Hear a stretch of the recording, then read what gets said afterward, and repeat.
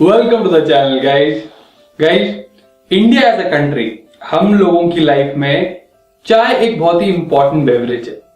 हर कहीं चाय पूछी जाती है, हमारी सोशल गैदरिंग्स में चाय बहुत चलती है, लेकिन ये ग्रीन टी नहीं है, ये मसाले वाली अदरक वाली चाय है। लेकिन ऑफ लेट ग्रीन टी बहुत पॉपुलर हो रही है। तो आज हम बात करेंगे कि ग्रीन टी है क्या, हमें पीनी चाहिए नहीं पीनी चाहिए, उसके फायदे क्या हैं और उसको कैसे लेना चाहिए।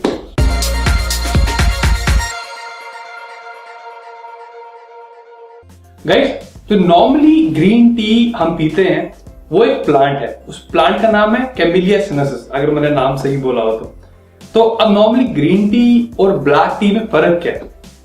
मान लीजिए हमने पत्ते उठाए चाय के बगानों में से, तो ये जो ग्रीन टी बनती है इनको बॉईल कर दिया जाता है ताकि ये फर्मेंटेशन ना हो सके इसकी। ऑन द कॉन्ट्ररी जो ब्लैक टी होती है, ब्लैक टी को क्या किया जाता है, बेसिकली जो पत्ते हमने चाय के बगानों से उठाए उनको फर्मेंट करने दिया जाता है, तो कलर वैसा हो जाता है, तो वो ब्लैक टी होती है। तो ग्रीन टी की इतनी हाइप क्यों है, मतलब ग्रीन टी इतनी अच्छी क्यों मानी जाती है। अगर हम ग्रीन टी की बात करें गाइस, तो ग्रीन टी में 4 मेन मॉलिक्यूल्स होते हैं, उनको कैप्चिन्स बोला जाता है। तो मतलब मान लीजिए ग्रीन टी के सारे फायदे, मतलब आपके लंग्स के लिए, आपके हार्ट के लिए, आपकी आर्टरीज के लिए, वेट लॉस, सब कुछ जो है वो सब इन 4 मॉलिक्यूल्स में ही बना। और इन 4 मॉलिक्यूल्स में से सबसे जो पावरफुल मॉलिक्यूल है उसको बोलते हैं ECGC। ये एक टाइप का कैप्चिन है। अब क्योंकि ग्रीन टी पॉपुलर इसलिए क्योंकि फैट लॉस की वजह से हुई है, तो हम पहले फैट लॉस की बात करते हैं।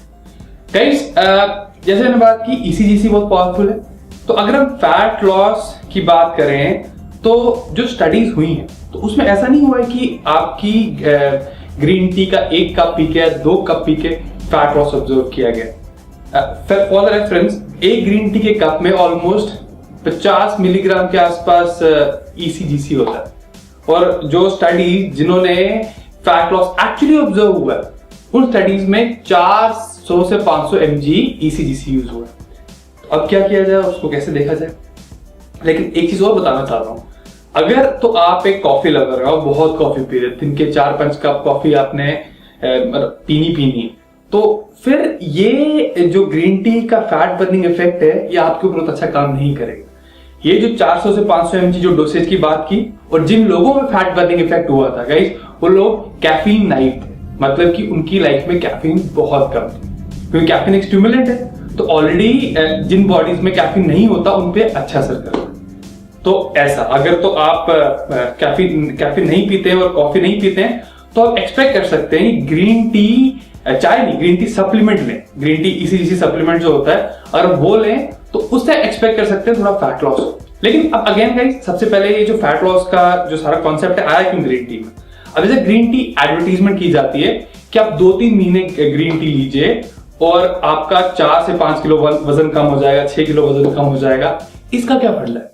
अब मान लीजिए आप दिन के 5 कप चाय पीते हैं, और ऑन एवरेज जो हमारा इंडियन चाय का कप है उसमें हर एक कप में 100 कैलोरीज होती, और 5 कप होगी 500 कैलोरीज गाइस।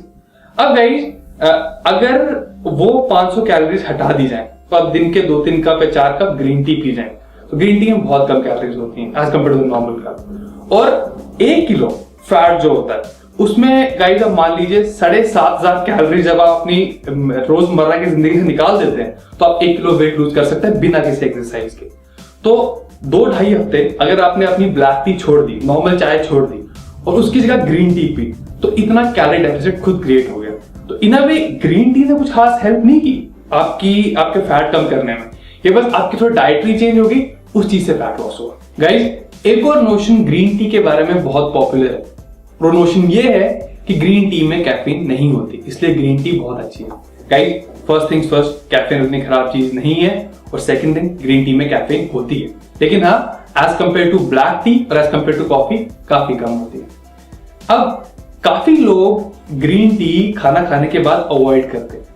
वो कहते हैं कि बेसिकली जो आपका न्यूट्रिएंट एब्जॉर्प्शन उसे इंटरफेयर करती है। तो क्या ये बात सही है गाइस? नॉर्मली हमारे 3 मैक्रोन्यूट्रिएंट्स होते हैं, आपके फैट्स हो गए, आपके कार्ब्स हो गए, आपके प्रोटीन हो गए। तो ग्रीन टी बिल्कुल हल्का सा इफेक्ट करती है इन चीजों की एब्जॉर्प्शन में हमारी बॉडी के लिए।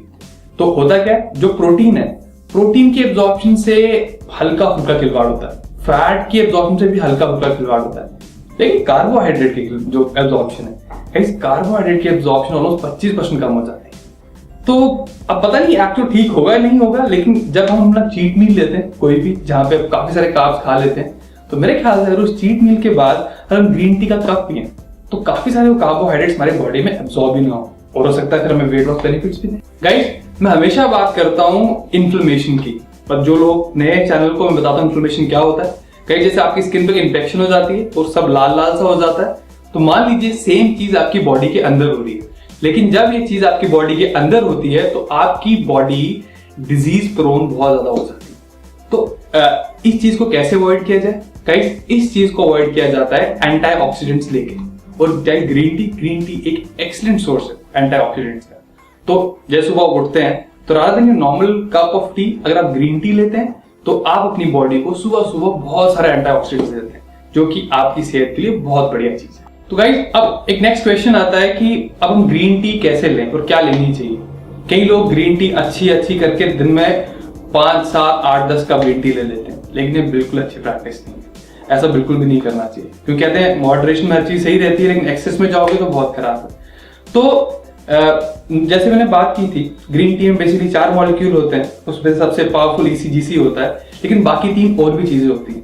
अब वो उतने पावरफुल नहीं होते, लेकिन अगेन इन चारों का इकट्ठा होना आपकी पूरी बॉडी के लिए अच्छा है। तो गाइस, बड़े सारे एक्सपर्ट्स ये रेकमेंड करते हैं, जो साइंटिस्ट उन पे रिसर्च करते हैं, वो ये कहते हैं आप अपनी ग्रीन टी पीजिए, मतलब दिन के 2 या 3 कप्स, लेकिन बहुत ज्यादा मत कीजिए, और हो सके तो साथ में एक ग्रीन टी का सप्लीमेंट साथ में लेके दीजिए, क्योंकि उसमें क्या होता है, जो ECGC होता है, एक कॉन्सेंट्रेटेड फॉर्म में आपको 400 से 500 mg मिल जाता है। तो अगेन गाइस, जैसे ये रिकमेंडेशन जो है आप ट्राई करके देख सकते हैं, आपको सूट करे ना करे वो कुछ कह नहीं सकते, लेकिन ये एक श्योरफायर तरीका है कि ग्रीन टी के जो मैक्सिमम बेनिफिट्स हैं आप ले सके। तो गाइस, आई एक्सपेक्ट जो ग्रीन टी के सारे कुछ भी मिथ्स होंगे, कुछ होंगे, इस वीडियो से थोड़े क्लियर होंगे। I'll see you next time. Till then, bye bye.